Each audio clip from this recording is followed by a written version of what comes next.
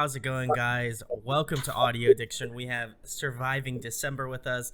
They can say their names and what they do in the band. Hi, my name's Mark. I'm the lead vocalist and a guitarist for Surviving December. Hi, I'm Tom and I do vocals. I'm Gemma and I do vocals too. There we go. Awesome. Well, thank you guys for joining me, first of all. And the second thing is, I'm sure you get asked this a lot. How did you guys start out Surviving December? How did you guys all come together? Give me the Surviving December origin story as it may. Right, so the origin story. Surviving December is quite an old band. It's got its roots in about 17 years ago, 16 years ago, something like that. Yeah, it's been going around a while. It started as a project between me, my brother, who's in the band now as the bassist. His name's Jason, and Chris, who's our guitarist. And then we were sort of there's the three of us for a bit. Had a few members come and go. It started out very weird. I was a drummer and a singer, and then we managed to persuade a drummer to join us, who's now actually our producer, which is again quite a strange one. Exactly. So he knows the sound, so that's why it sounds the way it does. Yeah, he joined as a drummer, and it just took it to a whole next level, and I could get back on guitar with Chris. We gigged for a bit, we did a few rough demos, and it just, as most things do when you're a bit younger, it sort of flitted out. And it's been like that way for the best part of a decade, I'd say now. And then during the lockdown, I was extremely bored, nothing to do. Because I was in the shielded category, I wasn't actually allowed out for at all. So I was proper bored, like to the next level. So I tried learning some computer languages. It just wasn't enjoying it as much. And then I bought an interface and started recording some of our old tracks that never saw the light of day. And in doing that, I started showing the others what I was doing. And all of a sudden, I was looking at a load of people raising a hand saying, "Can I come play with you?" Surviving December came back. Awesome. And then how did you guys come into the Gemma and TG? Like, how did you guys kind of come into the fold after that? Because I'm sure just like everything, it's just like a lot of things are going on. So how did you guys kind of come into the picture? Well, I kind of was a fan before, like when they were joined before. Used to go to quite a lot of their gigs and just loved their music. And then during lockdown, Mark messaged me a couple of the tracks that he was working on, and I kind of jokingly said, "If you want a female vocalist, you know where to come." And he was like, "Well, actually, I do." So that's how I kind of joined. Much like Gemma, I wasn't in the original lineup for Surviving December, but Mark and I we've been friends since 2010, I think it is. We've been in a few different projects we're trying to launch, and we've written a few songs together in the past. When he first started trying to I guess record some of the old stuff we've been working on, we started talking, and eventually I ended up joining. There we go. And like Mark, from your hand, like obviously having the band for such a long time and like wanting to restart it in the quarantine and stuff, like how does it feel to kind of like get things like going and moving and stuff? I'm sure it's quite a thing because like you've been doing it for a long time. So like I'd imagine I imagine you probably have some like good feelings about it because like it's still like obviously you took a bit of a break and now you're kind of getting back into the swing of things. So how does that feel? And like, obviously how does it feel to have TG and Gemma on now with you along with like the other new members who couldn't make it? Just to add to my little jive thing though, just to come in there, I don't like calling Tom TG. It makes him sound cool. He's not. It has to be Tom or Thomas. Yeah, that's just an awkward. My TG is just an awkward email thing. My other attempt didn't work, so I just put G in my dad's first name. So listen, I wanted to make Tom cool, and then you completely know his time. I just try and appreciate it. It's just like throwing like paint over a canvas. You're just not going to help it. But anyway. Poor Tom. So anyway, no, not poor Tom. Anyway,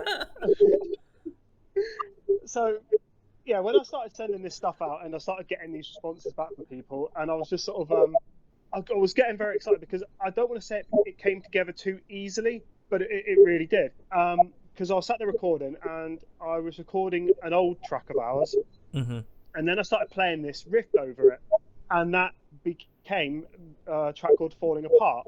And we sent it to that producer that I mentioned, Josh, and he did some work, a lot of work, and he sent it back to me. And when we all heard what the future could hold, I think everyone's ears pricked up even further, because the demos were one thing, but this was something else. It was just it just sounded, it was so like in a way kind of unique, this different take on like the early 2000s sort of pop punk sound. And as more people started, you know, the interest just started to gather from that point, and it just became such a organic growth from that moment. It just sort of came alive.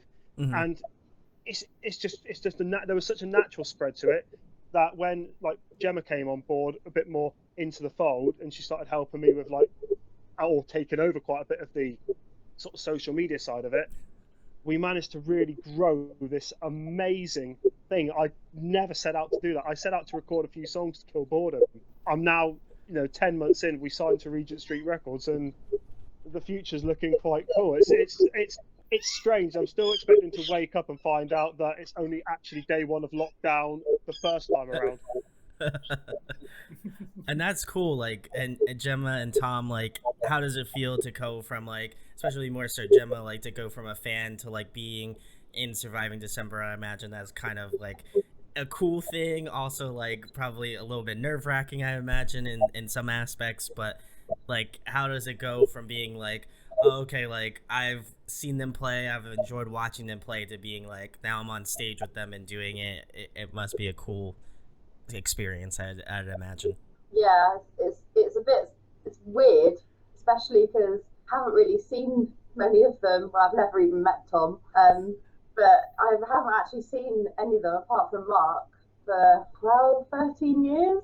Like, it's really strange. Like, but I think the way that we've actually come together and been able to record these tracks is like, I think it makes us even more special, because if we can do that and we're apart, imagine what we can do when we can get together. Yeah, I agree. It's exciting. So. Yeah, agreed. I mean, I only saw Siren play once because Mark did a bit of reunion with them. I don't know when it was. When I used to live, because I don't actually live in Torbay with Mark and Gemma anymore. I used to, but when I was living there, I did see them do a reunion show, which was pretty cool. So to be a part of that is really cool. It's I've wanted to be part of a band for a long time, and had a couple of attempts in it. It hasn't kind of worked out with various projects. So to have to be part of this has been pretty cool. So there we go. Awesome, guys. Well, the next question is, who are you guys influenced by? Who kind of got you started out in music, and kind of who influences your music more currently, and I guess overall, like, Surviving December? I mean, I think we've all kind of got our own personal roots, and we kind of have this image for the band that we have sat down and really nailed down exactly what we want from it. But me personally, my lyrics stroke singing style, I draw from people like Chris Rowe of the Hiatus and Buddy Nelson from Census Fail. Yeah. Because lyrically, I don't think you can get any better than those two. Like, genuinely, they are top of the notch of their game, and they've got a kind of unique sound to their voice, which I'd like to think my voice is a bit different. It's not the normal pop punk voice. It's probably a bit deeper. Well, I'm getting a bit older, so I'm 20 years old when all these people started out. That ship's long since sailed. But my guitar style is actually Dire Straits, the Mark Knopfler style. So you're going to hear a lot of that coming up in some songs. So, but from the band itself, anywhere from your general acoustic rock to a sort of approaching on the post-hardcore level, and we kind of want to cast that wide net but keep a unique sound throughout. But all these guys have got their own little thing. Gemma, Tom? Go on, you, Tom. You go first. So for me, in terms of bands that overall influence me, bands like Red, Breaking Benjamin. I'm glad you've heard of us. That's cool. Yeah. Lexus on Flyer. And in terms of individual lyrics, vocalists and lyrics that have influenced me, guys like Johnny Craig and Michael Barnes from Red, obviously, Dallas Green, and also Corey Taylor as well. So nice. It's kind of where it's not I'm not really because whilst I do love pop punk, I would say that kind of most of my influences come from kind of that more alternative and alternative scene. So for me, like my music genre taste is just like really varied. I obviously love pop punk, otherwise I wouldn't be in this band. But my main probably influence is probably Hayley Williams. She's just amazing. And I love like all her new stuff as well, the acoustic stuff. Yeah.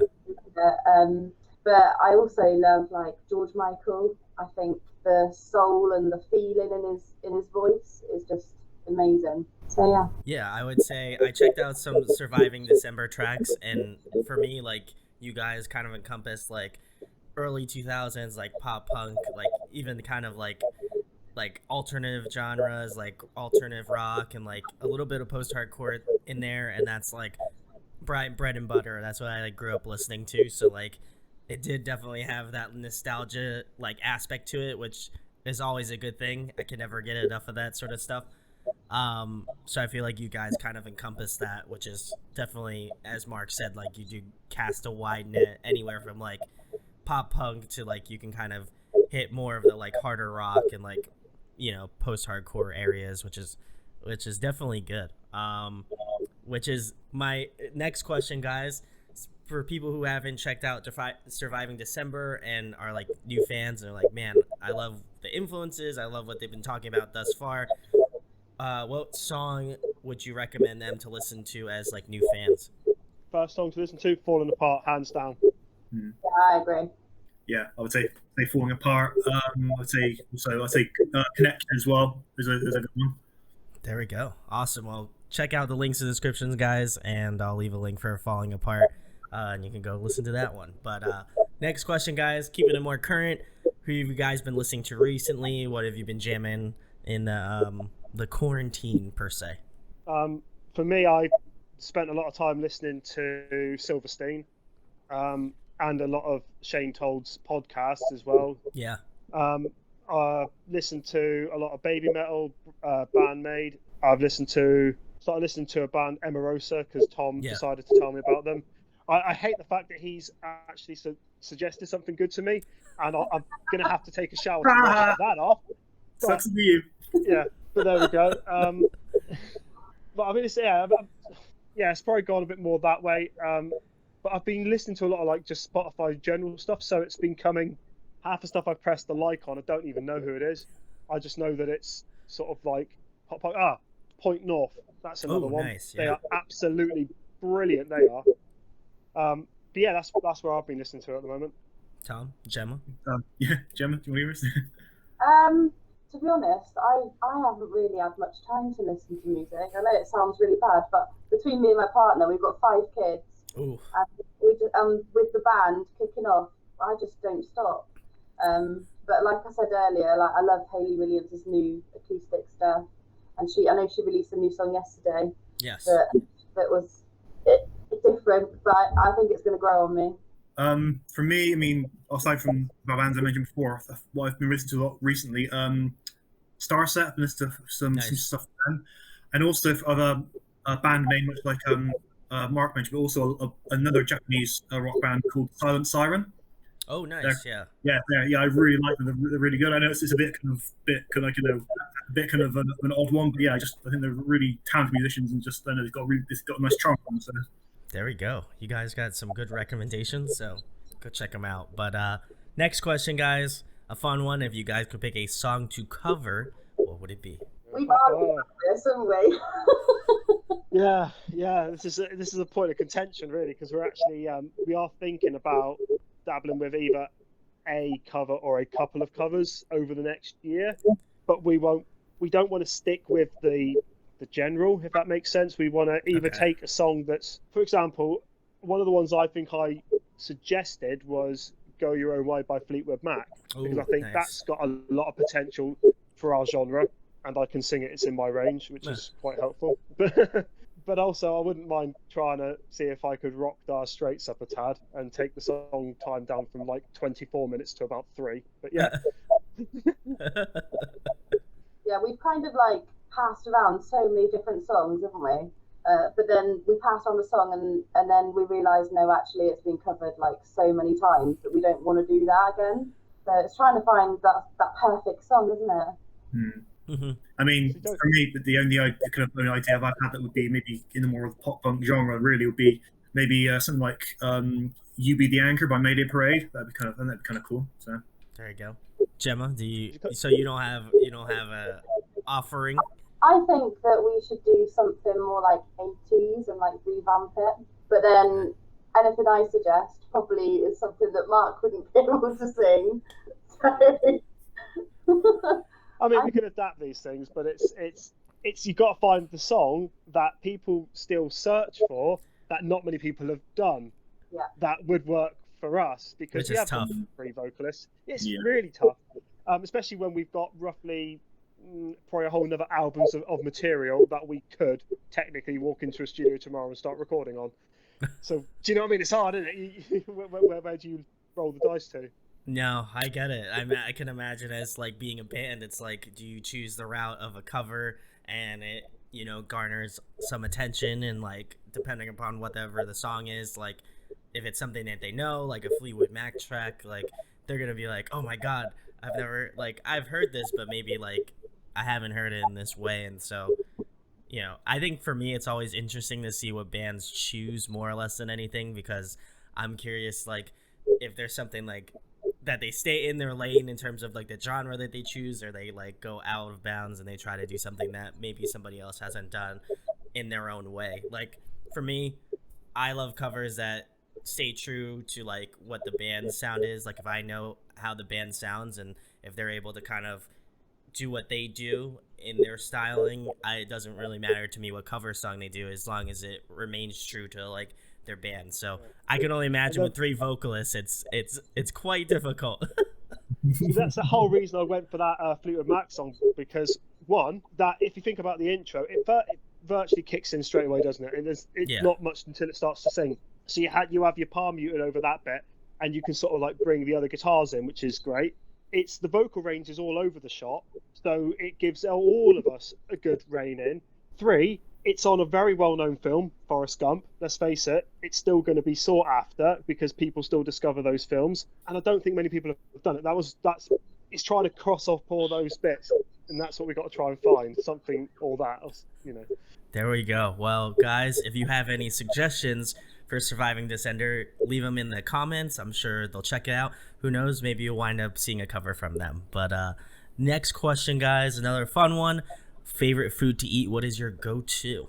Just had it. Chicken madras, pilau rice, garlic naan. I'm happy. I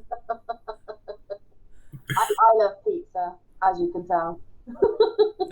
Yeah, I'm the same as Gemma. Love pizza, my favorite food. There we go, guys. Well, I don't know who's making pizza over in Europe, but I don't know if there's like any chains out there, but sponsor Surviving December. I'm sure that they would be very grateful for it. So go do that.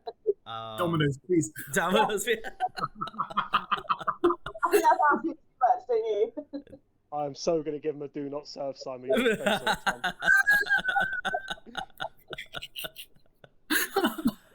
Evil. I'll just get them to hand you a tin of whiskers and tell you to get lost. Anyway, guys, next question. If you were to have a guest feature on an up-and-coming Surviving December record, who would you want to have on? Oh God. There are so many choices. I think, to be honest, as much as I would love to go I'd probably go with either, for me, Chris Rowe from Guitarist or Buddy Nelson, Sense Spell, just because it's just it for me. That's just it. Unless it would be someone who's, again, up and coming and trying to break through. That would be also quite cool. I think for me, maybe off the list of guys, like I said, my influence is probably Michael Barnes from Red, I would say, maybe. There we go. Gemma? I think you're probably going to know what I'm going to say. Yeah. It's Haley Williams, guys. He is like God. It's no one else, alright? It's like, duh. I feel like that's, I kind of was like, I know what Gemma's going to say, but, I just want her to say it to kind of like, to fulfill the guide. So she must have a full body tattoo of Haley on the back. Must have. Actually. Weird enough. Well, guys, if you want to see any of those collaborations with Surviving December, you have to go on the internet, go onto Twitter. I feel like that's how collabs work nowadays. So if you want to make it happen, make sure to tag Surviving December, Census Failed, Red, and Paramore. Who knows? You might see a cover / just a feature from them very soon. So next question, guys. If there was another musical instrument you could master, what would it be? I would like to master the one I'm playing first. So basically mediocre at everything I try and do, but I'm passable as a vocalist, a guitarist, bassist, drummer. I'd like to excel at one to start with, and then we'll move on to something else. I mean, I can play guitar. Well, I say play, like I can play some chords. But I've always wanted to play the saxophone. There we go. I don't think I'd ever be able to, but yeah. For me, I mean, I've tried playing guitar. I've kind of not done amazing at it. I'd like to kind of get better one day. Only other thing I really think of is maybe drums. Maybe that sounds pretty cool. So Drums sound pretty cool. I feel like Gemma will have a next sax solo on the up and coming Surviving December record. Look forward to it. It's coming. that'll totally fit. I mean, that would be very cool. So I feel like you guys have 3 vocalists. Might as well just throw a saxophone in there. Why not? Have it make it interesting. Next question, guys. If you were to compile a dream tour lineup, who would be on it? Well, I was going to say I would like us to be on it, for starters. Yes, there you go. You can. I feel like I should, you got to throw that in there. I would like to get Blink-182, Newfound Glory, obviously us. I'd love it. Yeah, but you can say Paramore in a minute. That's coming. This is the Mark stage. Then we can have the Gemma stage, and the Tom stage could be the little one out in the car park. But anyway. The guy selling hot dogs. Fine. But yeah, so I'd have those. Obviously us. I would like the Census Failed. I'd like the Hiatus. I'd like Silverstein and Baby Metal, and I think I'd be happy with that. There we go. I was literally going to say the same bands, obviously, that's Paramore. Like, our music tastes are quite similar, so... How dull. Paramore. And like, All Time Low as well can be added onto there. Tom? As for me, I would say, obviously, Surviving December, would like that as well. So I guess Red, Star Set, and maybe Southern Siren, just to be interesting to me, I guess. You seem fun, you seem fun. There we It's go. a good live. Yes, they are. They're very good live. Next question, guys. Favorite TV show, favorite movie? My favourite film is Harry Potter. Like, all-time favourite. We love it that much, me and my partner. We're having a Harry Potter-themed wedding. Oh my god. Tom can go as Dobby.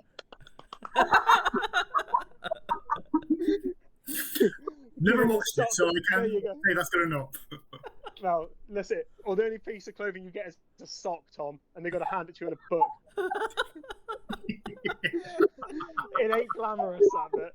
I literally have to put up with these two all the time. Yeah. I'm not sure if this is the tone you're going for in your interview, but you're getting it. So Listen. you got different. we pull from all over the map here, so self-deprecating humor seems to be the word of the day today. Why not? Why not? Go on, Tom. You say your film and movie. So my favorite film of all time is the Lion King. It's just one of those films that's always stuck with me. And my favorite TV show actually is a TV show I'm watching really now, which I really like. It's called Penthouse War in Life. It's a Korean drama. I'm actually really, really enjoying it. It's really good. So. Well, I'm going to go with TV. It's going to be X-Files. Oh, And Okay. yeah, it's just brilliant. It's just too many to think of, but X-Files just always comes out top. And for film, that's a tough one, but it's going to have to be a Tom Hanks film, I think. I'm going to go with Forrest Gump, actually. There we go. Gemma, did you say TV show or? I didn't actually, did I? Probably like True Blood. Ooh, nice. Yeah. There we go. Next question, guys. Another fun one. what is one artist that people wouldn't normally associate you listening to? I know everybody talks about guilty pleasures. I don't feel very guilty about listening to certain artists, but I'm sure there are artists that people would not normally associate you listening to. So do you have any? Yeah, I mean, I've already mentioned one, which is Dire Straits. For me, people like Phil Collins, Bryan Adams, that would Yeah. probably be it. I love Little Mix. Oh, I'm not afraid to say it. Tom, you have any? I think I already said mine would probably be Silent Siren because they're so different to what people would expect me to probably listen to. So it's nice bet. So Awesome, guys. Next question. If you were trapped on a desert island for the next month and there was one record you could bring with you, what would it be? So Long Astoria by the Hiatus. I'll have that album. That's a really hard question. I'll go next to what you're thinking. For me, it's Of Beauty and Rage by Red. Mine would probably... Soundtrack to Lion King. Well, that's not really good down as well because it's an amazing soundtrack. Mine would probably be something like really inspiring that's going to keep me going. Probably like Keep Holding On by Avril Lavigne or something like that. There we go. Great choices. The Avril Lavigne pitch was fantastic. I thought for sure it was gonna be a Paramore album, honestly. But listen, you flipped the script, so definitely about that. You're the only person she's ever done that for, so you want to like literally give yourself a gold tick for that one. Everyone else has been Paramore. Anyway, guys, the question I've been asking a lot of bands I've had on recently: what do you want people to take away from Surviving December? Whether it be from kind of a lyrical aspect, a musical aspect, or kind of a combination of the two. You know, what would be your best pitch to new fans to go check out Surviving December? I'd say, and I'm actually going to be serious for a minute, which is unlike me on these things, but lyrically, I think the rest of us have really tried hard to inject a little bit of positive atmosphere after the year that's been awful. So our first album is going to follow a character who decides this world's just not going right for me. I'm going to take the person I care, I'm going to meet the person I care most for. I'm going to get with that person and I'm going to break out and I'm going to pursue a life that is of, personal fulfillment, essentially. Mm-hmm. And I want people to take away from the lyrics whatever they feel they need to. We've kind of slid a little bit of ambiguity into everything just so people can make it personal. Sure. Fade is a good example of that because it's all about I walk along the beach, I feel the sand between my toes, I sit back and I say to the world, take me as I am, or basically go do one. It's essentially what the song says, but I want people to take that from it. I want it to be personal, them to connect with the music in a style that they grew up listening to. If they listened to music in the early 2000s and like the Blinks and the Newfounds of the world, that they would feel the warmth towards the music and the sound from then with lyrics that matter today for them and make it personal and follow this character and enjoy it. Gemma, Tom, you have anything to add? I think you explained it pretty well, but the other thing that I'd like to say is obviously, I think I touched on it earlier, where the fact that we've been able to do this is just amazing when we haven't even met, and just watch his face. For me, I would just basically say that, of the fact that the album has a story, obviously, like writing stories is kind of what I've done my whole life. Writing in various forms is something that I love very much as well as singing.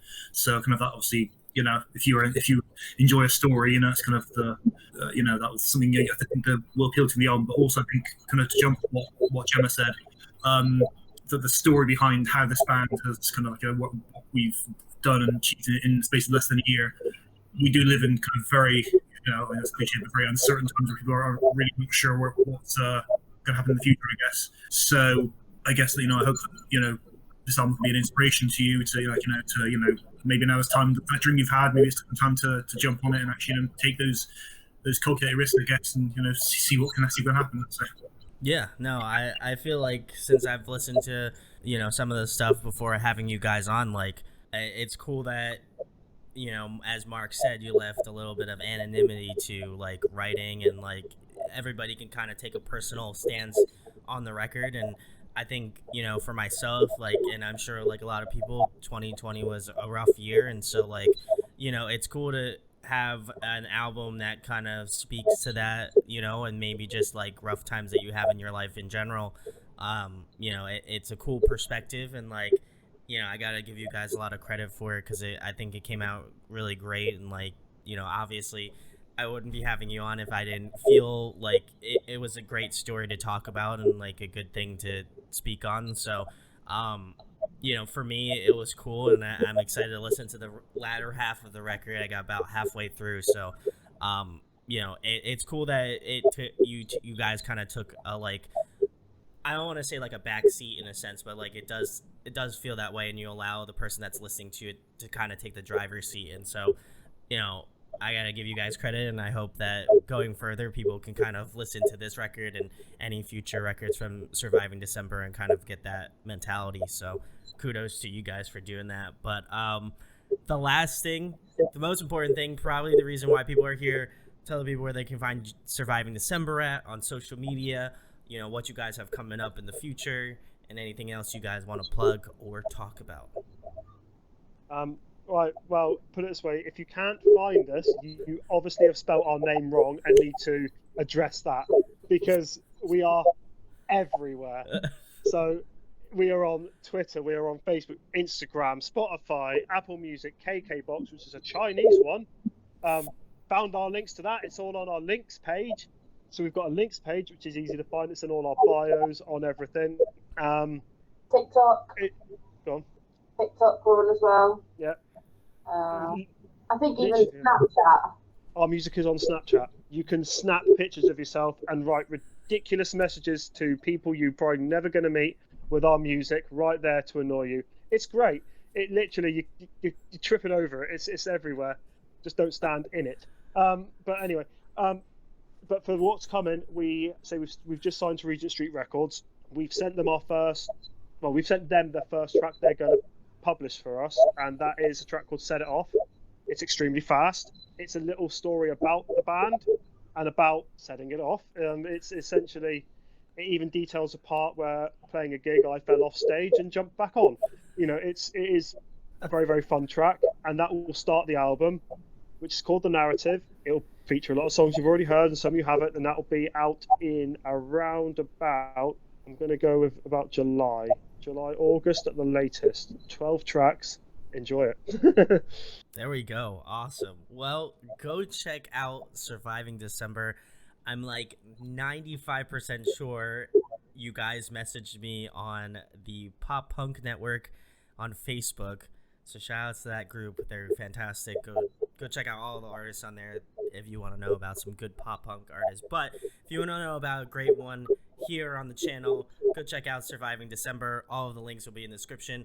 Like they said, they're literally everywhere. They're in your backyard right now. They're in your house, maybe. I don't know. Like they're everywhere. Be hiding under the bed. They're hiding in your closet. They're in your car. They're at your work, whatever. They're everywhere. So go check. I'm cleaning the windows right now. It's fine. Mark, go home. But go check out Surviving December.